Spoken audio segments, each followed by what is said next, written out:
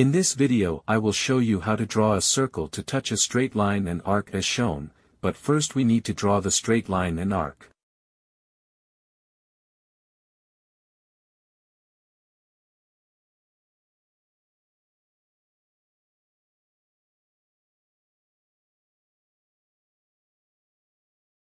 In order to draw the circle, therefore I will draw a line parallel to the straight line at a distance equal to the radius of the circle.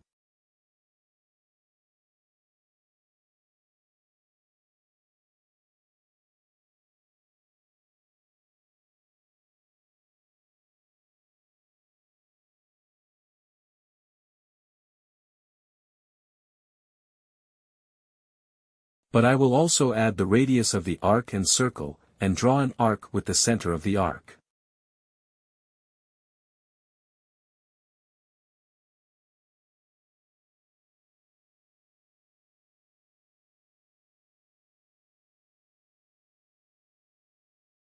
Finally, I will draw the circle.